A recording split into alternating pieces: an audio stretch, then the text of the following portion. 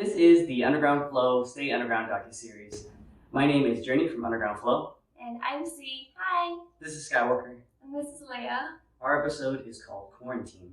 So the reason why it's called Quaran-TEAM is because we realized that throughout this whole pandemic, it's literally just been us and the dogs, of course. But we had to support each other, lean on each other, and we had to go through a lot of struggles and a lot of ups and downs to get to this point where we are now. Our quarantine story really began in February of 2020. On February 17th, I did my last show with Java Walking Set Dreams at MGM Grand. We had been running the show for 4 years. We just hit our 2000th show there on that venue, but we were also really excited because we were about to start rehearsals for the brand new show, Timeless.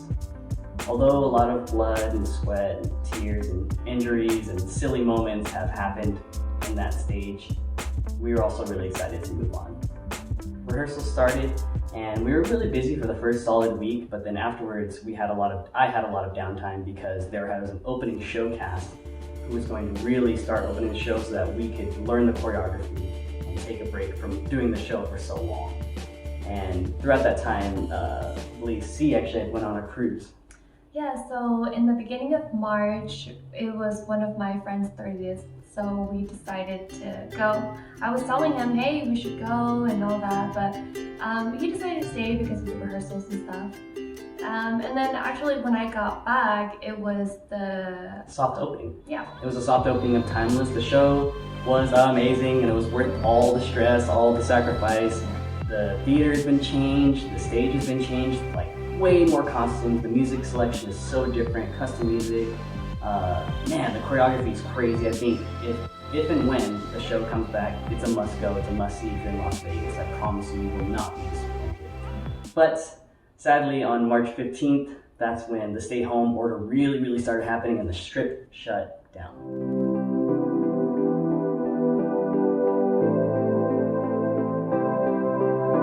Our stay-at-home order really kicked off and we began to quarantine ourselves from everybody. From grocery shopping, with wearing our masks and walking around staying away from everybody, 6 feet apart, sanitizing our food. Yeah, but if it was only for a couple of weeks or maybe like 2 or 3 months, like it's honestly not that bad at all. Yeah, and we didn't get sick so far, so yeah. We're hoping that worked.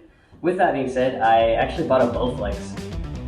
Because I knew I was going to have a lot of free time, and I already had some equipment. We had a treadmill, we have a base block stand, we have some dumbbells and stuff like that, but I really wanted to take advantage of the quarantine and get fit, stay underground and come out stronger. I'm actually on day 55 right now. I'm up from 126 pounds when I was doing the show to 140 pounds. All lean muscle, I've been doing weight gainers, healthy fats, and it's been real good. It's been real fun. I got her to work out with me for this. Yeah, he's been screaming at me like, do squats and don't give up. You can do it. Yeah. That's teamwork that we've Cool. been doing, But I think it's been for the better. But for the most part, we have been staying home. Yeah. The only other thing we've been doing is taking the dogs outside for little walks. Yeah. So we've just been taking them outside, walking around our neighborhood. And they actually built a new dog park that's right around the corner from us. And we've been taking them there. Like, we actually had a little mini reunion with their puppies, Cooper and Gray. So that was really fun too. And on top of that, it was Skywalker's birthday on May 17th and he just turned 5. He's a baby. I got him a little cupcake and stuff like that. It was good. It was real fun for him. Yeah. And we actually through this pandemic, we hit our 9-year anniversary of being together on April 19th. And that was really cool. It was pretty much just us staying at home. Yeah, we didn't do anything, but But sadly, the next day I got a call from my mom because my younger brother had been hit by a car when he was crossing the street in Sacramento. And it was a very serious injury. He had a skull fracture in the back of his neck and I believe up here.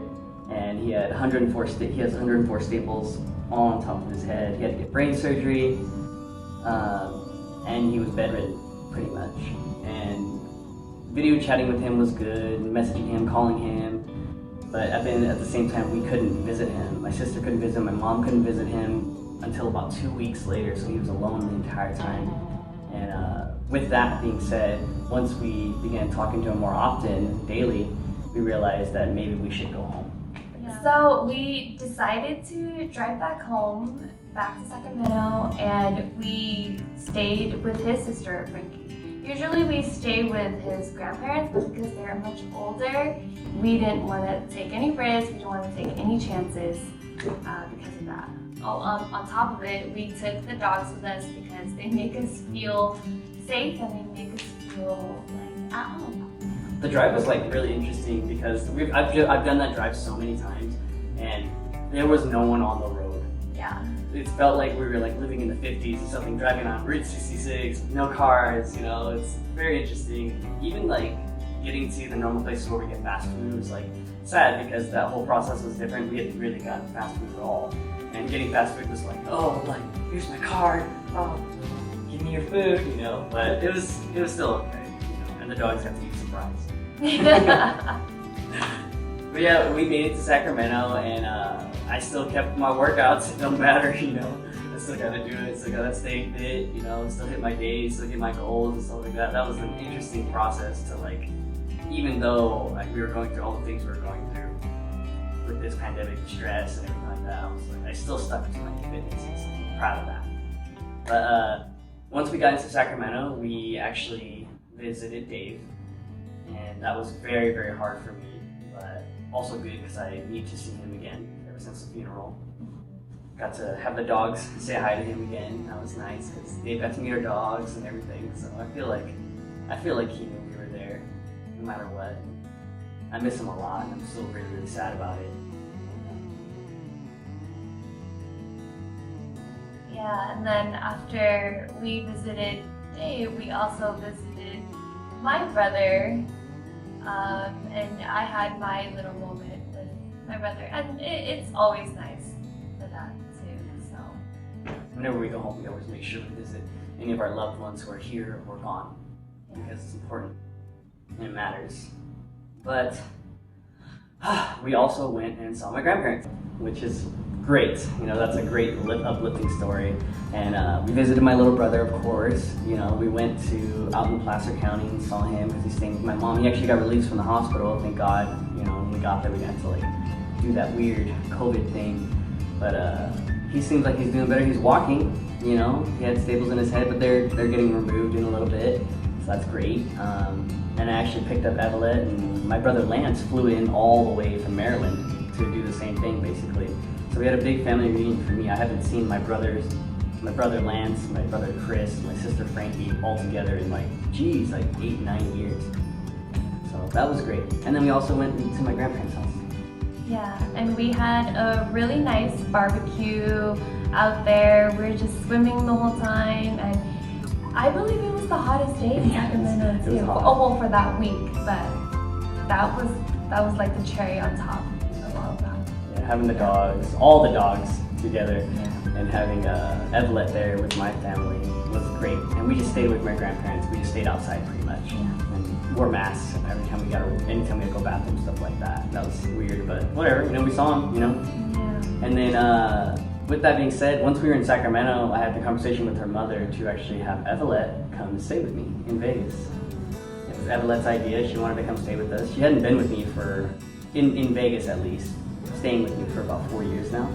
So it was a huge, huge deal for me. It's something that I've been working towards forever. You know, this is pretty much the only reason why I work so hard and why I save my money is because I know I have a child and I want to have her have a home to, you know, be in and live in and have things so I could take care of her and so that we could have a family one day and have the same thing.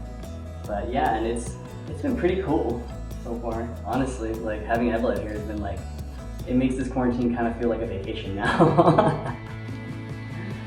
And we have been hanging out a lot out here, having a good time playing a lot of Minecraft, you know.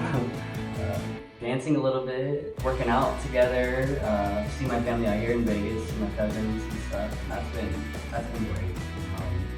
I'm just very, very blessed that I have been alive this long to see today finally happen.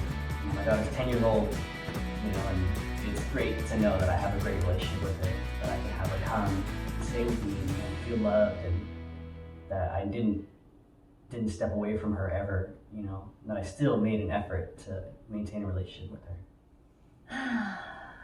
Okay. So this pandemic has taught us a lot, or taught me a lot about just being patient, and even though there are things in the unknown, it's okay that it's unknown, because sometimes you just have to go with the flow, and you just have to be okay with like living moment by moment. And that's something that's really hard for me, because I think ahead. I think really ahead, and he knows how I am about that. But yeah, it's taught me a lot about myself, and it's made me grow a lot too, and to enjoy this time, because I don't think we're ever gonna really have anything like this again. So yeah, this time has been a real blessing for me too. It's been a time of setting a goal and finishing it, and finding out that although you want to try to control your life and make it the way it is, sometimes things just don't end up the way you want it to be. We plan ahead so hard, we work so hard, we put so many things in place to try to make so that everything will end up perfect. But God or Thor or Odin always like, blow, too bad, here's some corona. But we've weathered this pretty well, and I hope everyone else has, and I hope you enjoyed watching our video, and thanks. Yeah. And remember to stay underground. What does it mean to be underground? It means you gotta be free to be underground.